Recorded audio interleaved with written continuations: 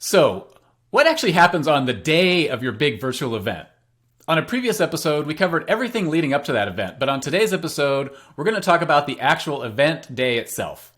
Everything that goes on behind the scenes, the successes, the failures, all the heart attacks you have, and really what made our first demand event such a big success. Demand Gen U is officially in session. Let's do it.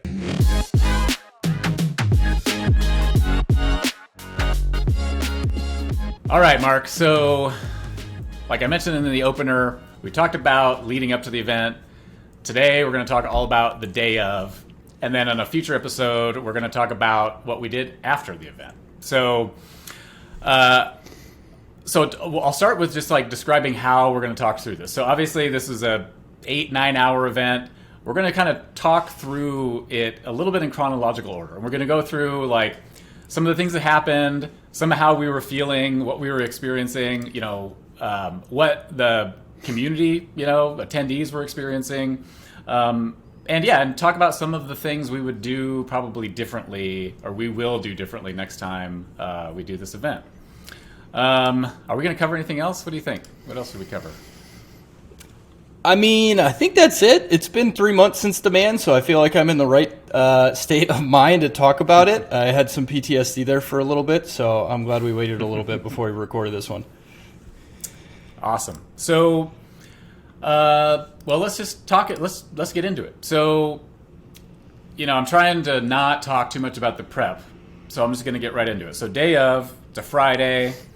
The first thing is it's a virtual event. And also, not only is it a virtual event, but those of us running it at Metadata were also all over the place. So it wasn't like we got together all in one place to centrally run it. So I was right here in my house, in my office, and Mark, I don't remember if you were at the office in Chicago or at your house. I was in the Chicago office. Yep. And you had like a couple people there with you, I think, right? Yeah, so we actually had, I think, 3 or 4 people in the office that were volunteers too. So we almost had a mini command center in some ways, but it was still organized chaos with people in different rooms. So we were all spread out for the most part. And then we had Carly, who basically ran everything for us at her house in Portland, Oregon. So it was just kind of like one of those things where, all right, everybody, we're all in different places, so it made it, maybe added another layer of, I don't know, difficulty or challenge, but just difference. And we'll talk about some of that, as we get into like the things that didn't happen perfectly.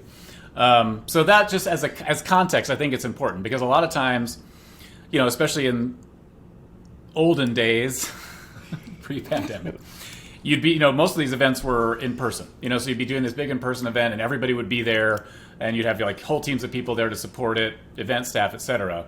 Now in this day and age, virtual events, you're running a big event and you're actually all distributed. So it just adds interesting context to kind of managing it, and you don't get this like war room, like command center feel. So we get on. I don't remember when it started right at 8 a.m. Pacific time, I think, right? It did, yeah. So yep. We had, I want to say, a couple off the cuff, like last minute prep calls in the morning just to do tech checks and whatnot. So I think for everybody, like everything was working properly. They knew who to go to for what. We had a Slack channel created for all of the volunteers the day of, and everybody was feeling good, I think, going into it. Yeah, let's talk about that for a second. So you mentioned volunteers, and so let's talk about that. What kind of people did we need? Because I think it's easy for people to think like, oh, an in-person event, oh, obviously, you're going to have to send people there, you're going to need people manning things and checking badges, blah, blah, blah, blah, blah. But virtual, so why did we need to staff people? Why did we need to actually get people to work it? And what kind of roles were those? Yep. So I think, like many things that we'll talk about on this episode and future episodes, we're doing this for the first time. So I was pleasantly surprised at how many volunteers that we needed for the day of. Thankful that we had Carly to coach us through that. But without her, I would have said, oh, yeah, you can probably get by with, a couple people. I think the exact number was probably somewhere in the 10 to 12 volunteer range. And the reason for that was it's a big commitment to have somebody volunteer for a 8-9 hour event, however long it was. And what we wanted to do was break it up into shifts so that with other people's calendars and really their day jobs, that we weren't asking them to take a whole day off of work and help us out. So we had a couple different types of roles. We had Q&A moderators, we had chat moderators, we had co-hosts as well, and then we also had people that were working the networking rooms, which we'll get into later. And then we also had people that were just kind of lingering in the chat, and we'll get into the chat. We'll spend quite a bit of time on that. So at most, we were asking for, I think, a couple hours of people's time. And for some of those, we were only asking for, an hour. The beauty of all of this was, I think I was blown away at how eager the rest of Metadata was to volunteer and help us with the event, and it got people really excited internally. Yeah, I remember that. And paired with that, each of these people have a slightly different job, and so like the training is not, you can't just get everybody the exact same training either. So even though you're thinking, oh, it's only 10 people, yeah, it's 10 people doing different things. And so like not only do they have to be familiar with your event platform and how it works, but then also if they're manning a networking booth, or if they're moderating, they need to actually know how to do those things too. And so it adds a little bit of time commitment and things like that, also just to get them using the platform well and just kind of even being able to do the job that you assigned them to. And so yeah, even with that, we had a lot of people still really interested, which was nice. Well, and we were trying to match people up to what we thought they'd be a really good fit for, just based on personality and then based on their position at Metadata. So some of the rooms and sessions that we assigned them to, if it required them to really know a particular area of B2B marketing well, we wanted to make sure that we were putting those people in the right positions. So it wasn't, some random person at Metadata just being thrown to the wolves and trying to moderate something that they have no idea about. Yep. Yeah, and I know too, we thought a lot about the MC, you know what I mean, or the hosts, or whatever you want to call them for the event. And I think for a while we were thinking it would be one person, and like you and I were thinking like, should it be one of us? And then we ended up doing two people, which I thought was great, you and Sheena. And I thought that worked actually really well. And the interesting thing with Sheena was like, she was a CSM on the team, Mark and I had worked with her quite a bit, but we'd never seen her in that kind of capacity. You know what I mean? We were just like, we think she could be interesting. We know her personality well. And man, I thought she did a great job. Not only what people could see, but even like in the back, what do they call it? The backstage, when like we're prepping people, she was just like conversating with Dave Gearhart and like the other people that were there, just spitballing, like asking them questions that like a lot of even B2B marketers wouldn't even ask them, because they'd be like, oh my God, it's Dave Gearhart. I can't even, she would just be like lobbing them. And so it was like, she'd create rapport. And so it was fun to see people also just shine into something that they really haven't done before, or we hadn't seen them do before. And so I thought that was pretty cool too. Yeah, I think one of my favorite parts of the entire event was something that Sheena said in that little backstage room before Dave and Kyle went on for one of their sessions. I'm probably going to butcher this a little bit, but she said something like, wow, you're much funnier than I thought you would be. Yeah, that's right. And that's right. I think it kind of like stunned him that somebody who he didn't know would say that, but we were cracking up laughing, and it was awesome. And I think that carried through to the first, 10, 20 seconds of the intro for their session too. Yep. Cool. All right. So we got all the blocking and tackling done. Everybody knows what they're doing. We kick off the event. It's 8:00. We kick it off. And so our original plan, we actually had somebody lined up to do a keynote, and it didn't end up working out. And so the team decided that Jason, this guy here, should do the keynote, which I was stoked about. But I'd never done really a keynote before, especially in front of that many people. And so I was highly nervous. And so like I will talk a tiny bit about like leading up to it, but I met with we have an internal, well, he's not internal, but like he works with us, this speech coach basically. Like I worked with him. I never, ever really practice a presentation. Man, I was like delivering that thing as if it were like people were right there in front of me, practicing it. And I was like, put all that beside me.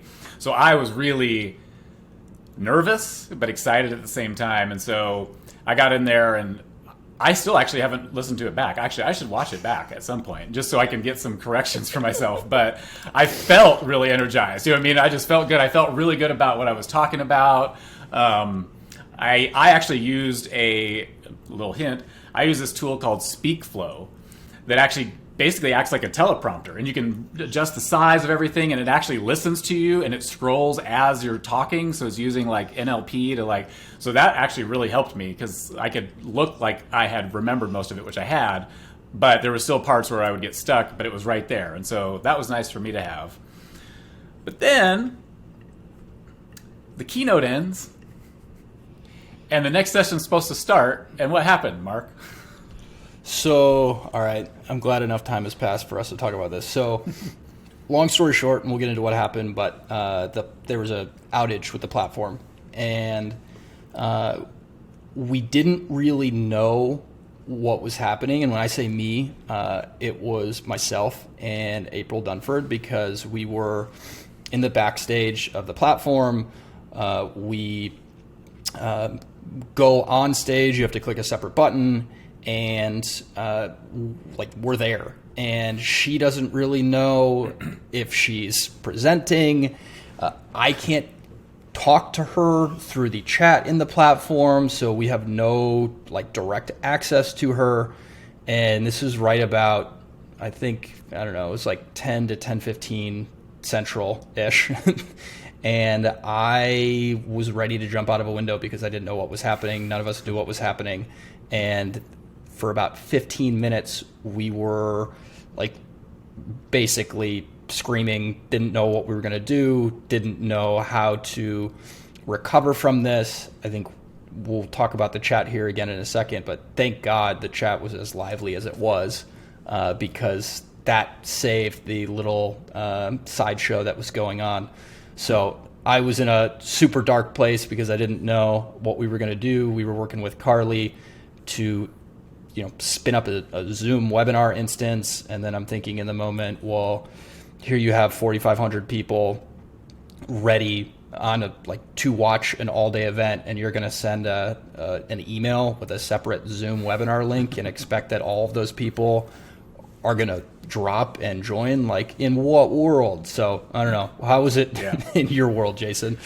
Well, yeah, I remember. So what I remember is the problem I had is I'd never used an event platform at all, let alone the one we were using. So I think for me, if I really think back, I didn't know what I was and this was the first, because it broke.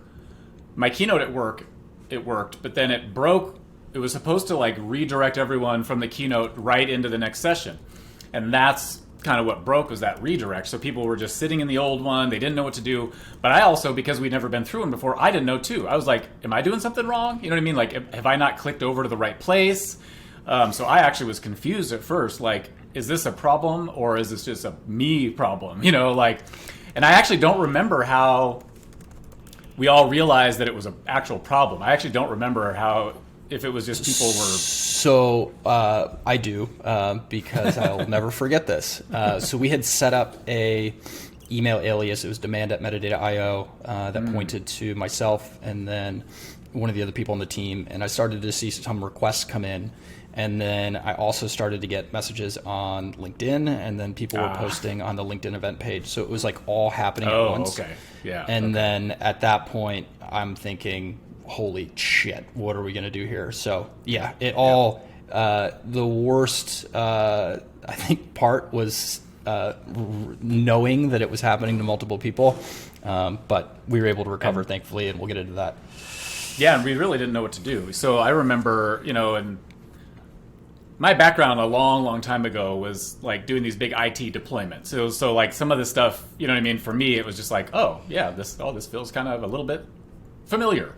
And I remember thinking okay, well, it's nothing we did. So we just have to be on top of it with the event platform. And so, I'm calling the CEO and, trying to get people, and they're aware, you know what I mean? And they're all over it.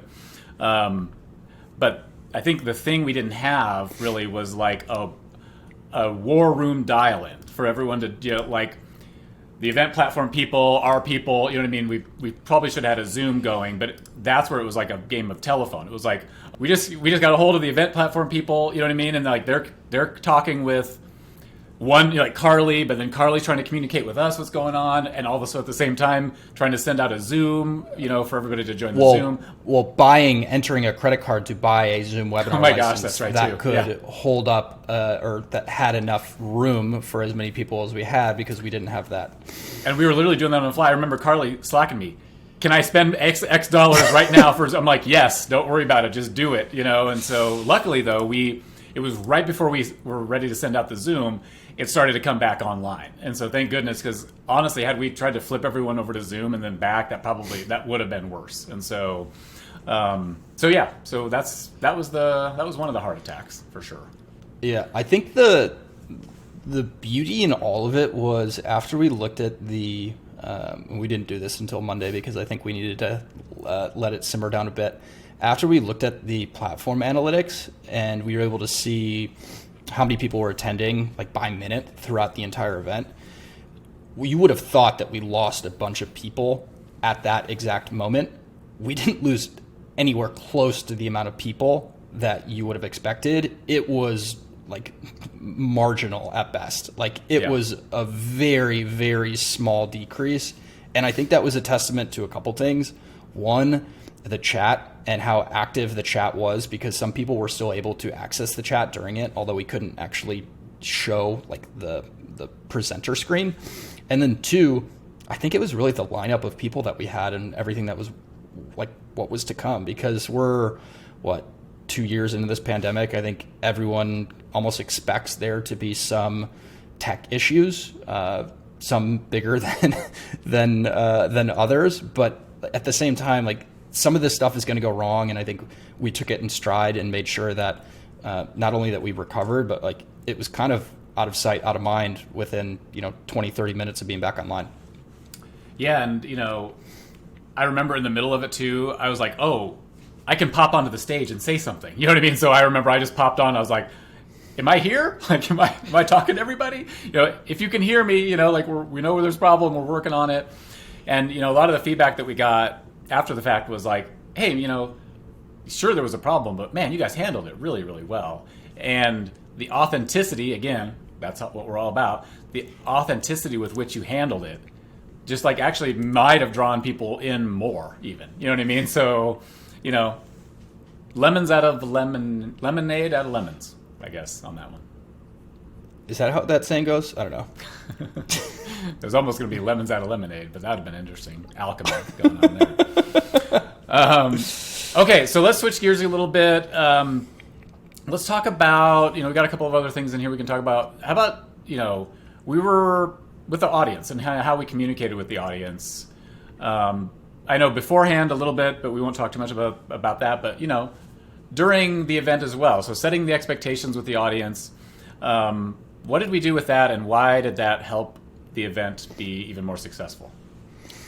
So I think we reiterated everything that we had mentioned in the emails leading up to it, in that this was not a sales event for Metadata, masked as an event for community. Like, this was an event for the community, and we were not going to hand over the people who were engaged, clicking around and asking questions to our sales team. And we were so blatantly open about that it almost disarmed people, in that they knew that they could have a good time, attend, soak everything up, not have to get worried about being added to some automated sequence post-event.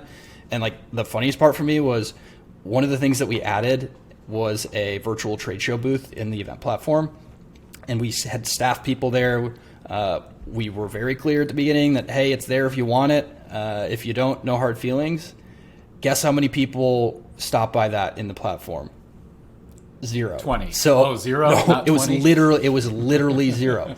Yep. And we were totally okay with that. And hindsight's 2020, but like the funnier part is we had quite a few opportunities and closed won revenue that came out of it without even, pushing people to that trade show booth. So Exactly.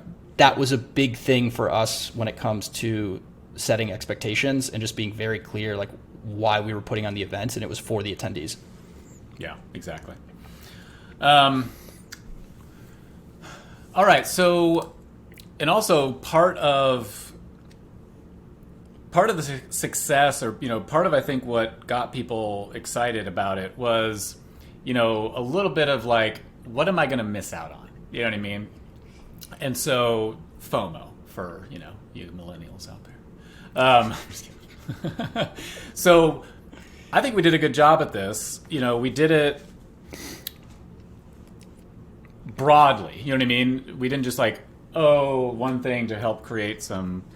And I hate to use the fear of missing out because then it sounds like we're trying to like game people. But the reality is, we felt like you don't want to miss out. You know what I mean? Like we were like, we wouldn't want to miss out on this. Like if an event like this was going on in our like industry, we definitely wouldn't want to miss out on that. You know what I mean? And so we knew there's a reason that we want people to come. We knew, like you just talked about, our intent behind it. You know what I mean? People might not have known that right out of the gate, but we really wanted people to know that like this is really, we're putting on the kind of event we would want to go to ourselves. So what were some of the things that we did, I guess even on the day of, since we're talking more about that, to continue, that like making it so desirable, I'll call it that. So not the FOMO, but it's so desirable that people were just like, I can't miss this.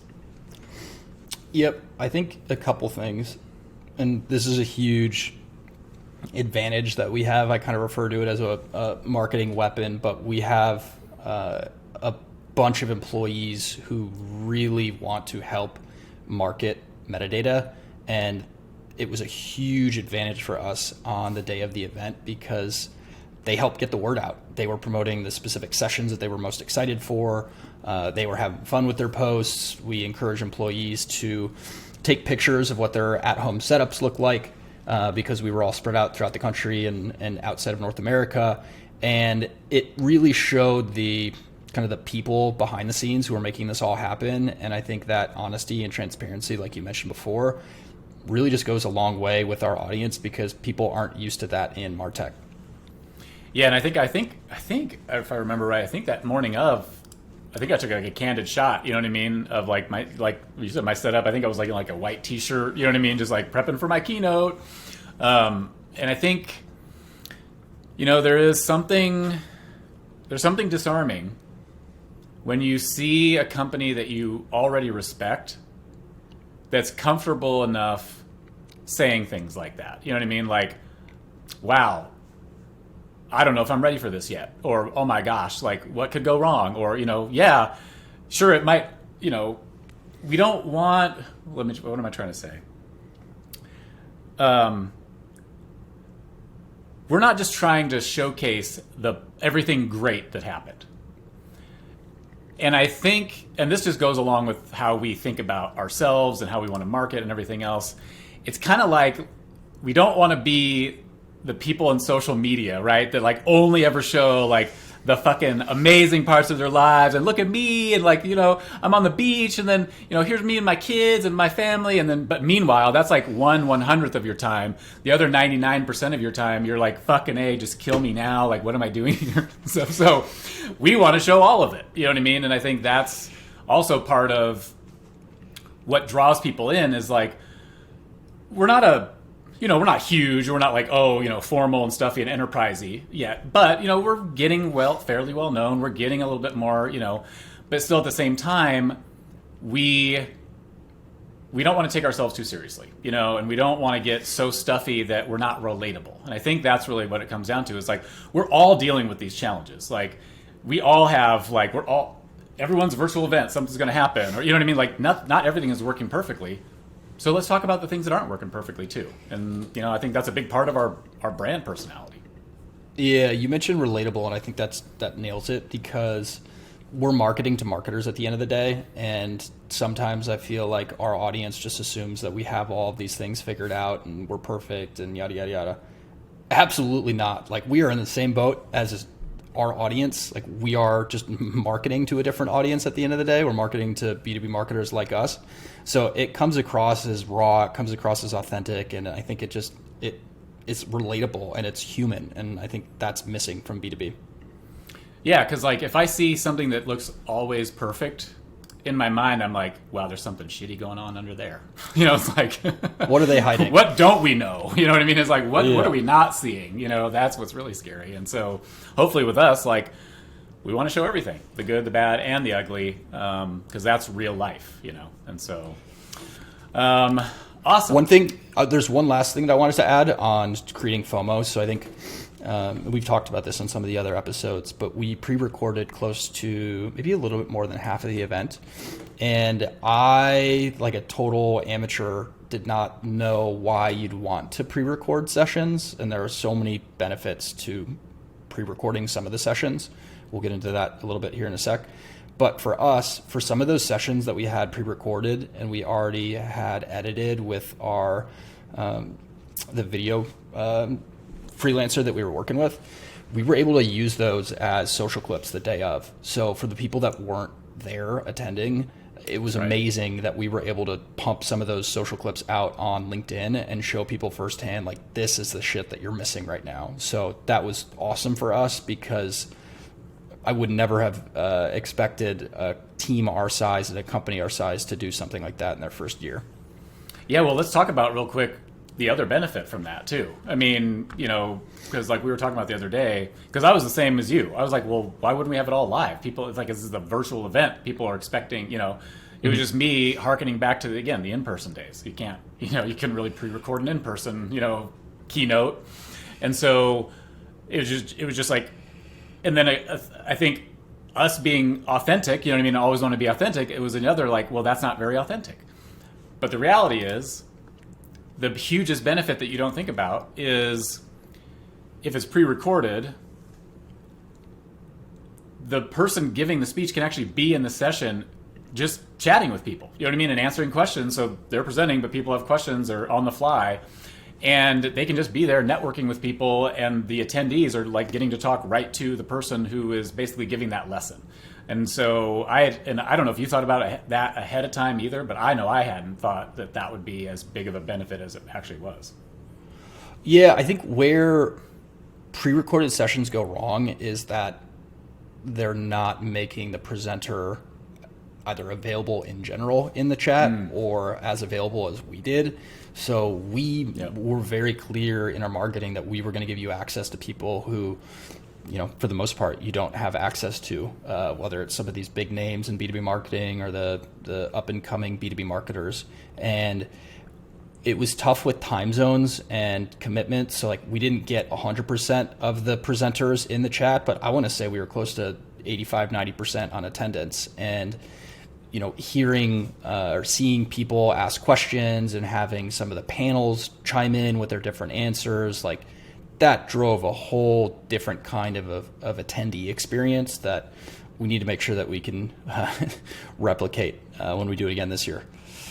Yeah, so let's talk about a little bit of that experience. So we did some things, we made some decisions and did some things that were specifically for the experience. And we talked about a lot of things that we didn't do too.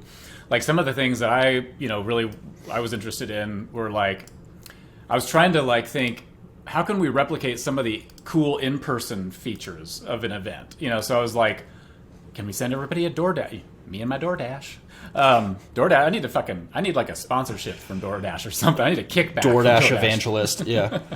But like, can we send them a DoorDash, and give, that way they have this, like, they have lunch, you know what I mean? But then when we did the math, it was like, oh geez, that would be like, that's expensive. But things like that. So what we did do though, is we created some, like, I don't know if they were called networking rooms. I think that's what we called them, right? Networking rooms. Yeah, networking rooms. And then also some entertainment. Let's talk about the networking rooms first, and then we'll talk a little bit about the entertainment. So networking rooms, we wanted them to be kind of fun, so we started, before the event, like, what are some fun topics? And we came up with, what we had, like 6 or 7 or 8? Somewhere in there. Rooms? Some were work related, some were not. Yep. So, like, so what were some of the topics? We have the bar, which Yeah. again, like trying to replicate a fun like happy hour experience, but people had to bring their own cocktails. But that was another one actually. 3 days before the event, I tried to get Drizzly to sponsor that, and we were going to have like people that went in the bar. They'd get actually alcohol delivered to them, during the event, but it was too short of a time period. They were interested, but they were like, "Oh shit, like we can't make this happen that fast." So we had that. We had stretching, like people doing yoga. What else did we have? I think there was a pets room. There were, I think there was a music room, and then there were a couple like more topical B2B marketing. That's right. Spots too. I think, like my own take on it, I think they were great in theory, and I think we had a great mix of topics for those.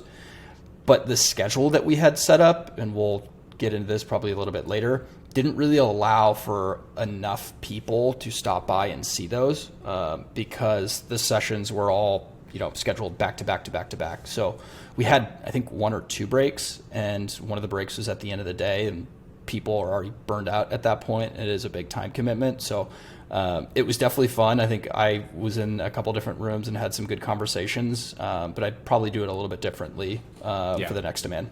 Yeah, I agree. Yeah, it felt like a cool thing that not enough like not enough people probably participated in. And so, yeah, I'm sure we could do it better. And then the entertainment. And so we rolled the dice and hired Corporate Pro. And when I say rolled the dice, it's because he can be polarizing to some people. You know what I mean? And so and we kind of knew that, we even got some feedback before the event to our CEO that was like, I don't know about that. I don't know about that choice. But we were just, we always we don't want to play it safe. You know what I mean? Like, that doesn't sound fun. Like, what do you want to see? Like some toddler fucking magician, you know what I mean? Come and do some before being clear, that was an option that somebody threw out that wasn't named Mark Huber. So I'm glad we didn't do that. It was me, but and it wasn't that bad. I was looking it could have been cool, but I still think it would not have been. People would have just been background stuff, I think.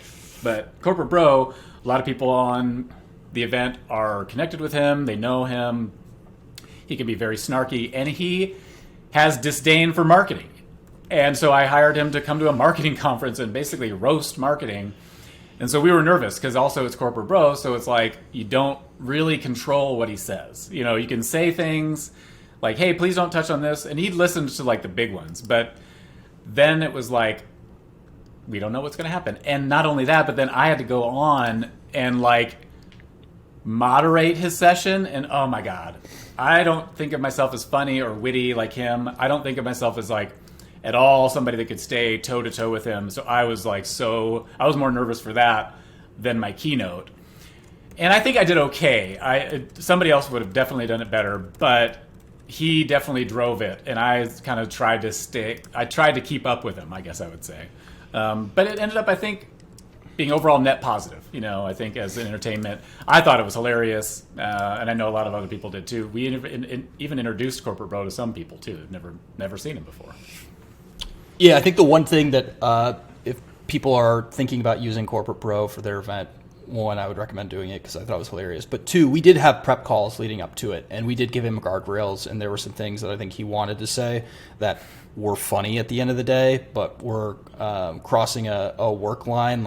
You can't talk about specific companies that aren't named Metadata. Right. We're happy to let you make fun of us, but you can't make fun of other companies. So we did have to reel it back in. And then I think my favorite part, aside from the entertainment at the event, was just seeing how his brain works in some of those prep calls. Because he's a really fucking smart dude. Yes. And seeing him snap in and out of character was pretty funny too. No, totally. I loved getting that kind of behind the scenes a little bit with Corporate Bro. That was great. And we'll probably use him again, trying to find other ways of working with him. So yeah, that was kind of my. What else did we do? I'm trying to think. What else did we do to? I mean, we were very communicative, just to make the attendee experience better. Did we do anything else really outside of those things? I mean, that was a lot. So don't act like that wasn't enough. I think we were very, very focused on the attendee experience, and we will continue to do that just because it was more for them than it was for us. We did have kind of an end of event wrap up with some drinks in some of the rooms that, again, I think we all needed it after the day that we had, but asking somebody to give up a full day of their work week, in addition to the people on the East Coast who at that point, I think it was closer to like 5 or 6 p.m. Like, that's a big time commitment. So there were a couple lessons learned from that we'll talk about here now. Yeah. Actually, speaking of the end of the event, that was one of the things that I didn't know. I didn't think about it. I didn't anything about it. But it wraps up at, like, I don't know, 2 o'clock my time. And I'm like looking around, like, I'm fucking by myself, man. I'm like, I want to be with Mark. I want to be with, like, everybody. I want to be, like, for me, this is one of the biggest things I'd ever done in my career. You know what I mean? That I could say, like, I'm materially responsible for a lot of this. And it went off so well, and all the great, feedback, and everybody worked so hard. And, like, here we are, and it's 2 o'clock, and I want to be drinking and celebrating with you guys. And here I am, like, by myself, my wife, we're just drinking, here, like, TV's on. Luckily you guys got together and called me. And honestly, that, you just probably still don't know, like, how important that actually ended up being for me when you guys called me, because, like, Mark and I don't know, probably 4 or 5 other people were out drinking and having fun, and they FaceTimed me and literally just, like, added me to the fun, you know what I mean, as much as they could. And that honestly made my night, because I was literally right up to that point, I was like, oh man, like, I'm not with my people, my wife is over there like, well, what about me? I'm like, no, it's not, it's like, I love being with you, but it's different, you just did this huge thing with these people that you're close with, and now you're just by yourself, so that was something, literally, I will take action on that next year. I will not be by myself, we'll be together, we will have some kind of a war room, kind of experience. Or, we're talking about doing some hybrid parts of this too. So, we'll probably be with attendees as well, I'd imagine. So, yeah, I think that was probably one of the big lessons learned for me was, and not really a lesson, but maybe something I would have done differently, was having like a war room where we're all there together, I think for a couple different reasons. The other big thing that, if you take anything away from this, hopefully you've taken away a few things, is to have a backup plan and just hope that you never have to use it. We did not have a backup plan, and we'll never do that again. You hope that you never have to even think about using, a Zoom webinar license after you've purchased an event platform. But knowing that you have that, and it's like in case of emergency, like break here, like you can use something like that. So we will definitely have that moving forward, just to be safe. Yeah, the other thing that we haven't talked a lot about too, and I'll just mention this kind of, is, we didn't have sponsors. And this does go, we had a lot of people asking, like literally asking if they could be sponsors, speakers, etc. But we had LinkedIn as a sponsor, but only because we have a partnership with them, and they didn't want the leads. They didn't want the list of they were happy with just having their name associated with it. So we did have them sponsor it, and we'll do that again. And if we do any sponsorships, it'll be that way. It will not be lead sharing sponsorships, basically. And I think that was important, because a lot of the events that we get invited to speak at, like the second or the third page of the prospectus is like, if you give us 100 leads, you get 1,000. You know what I mean? And I'm just like, oh my God, can we please stop thinking about it this way? And so I think that was one of the better things about ours, and why we didn't have sponsors, and why we won't, or if we do, it'll be because they understand what we're doing. You know what I mean? And they just want to be associated with the event, and they know that the leads aren't going to matter. Yeah, it was also funny to see people come out of the woodwork and ask to sponsor the event after we had even announced it in the first place. And I think what I also didn't realize would happen is how many people would try and throw their name in the hat to speak at the event. Oh yeah. So for for us, us, tough, actually, in some cases, we had to say no, and it was tough. Yeah. Yeah, and I think I was maniacal about curating the content and the agenda and the speakers, and we're going to make sure that we keep that like attention to detail for the next demand, but we don't want to just water this down and let this turn into something else where anyone who wants to speak can speak. Yeah. Yep. We'll definitely keep that. Cool. I'm going to flip to, we don't really have a lot of questions. Like, most of the questions really centered around like, what would we do differently? So let's just take this last couple minutes and like talk about something that we would maybe do differently. You want to go first? Yep. I think we didn't know many things going into this, but we didn't really know how many sessions were enough sessions in a given day. And because it was our first year, we didn't know, like, we didn't want to overcomplicate it and create too many tracks for the first year. But next time that we do this, I think we do create more tracks to shorten like the length of the event, because it's such a big time commitment, and many people wanted to attend, sessions and weren't able to. So I think I would probably create more tracks, and then also be better about scheduling breaks. And you got to be careful with the breaks because you don't want to lose people. But we do want to make sure that people can also like network, if they want to do so, instead of just leaving that at the end. Cool. I'm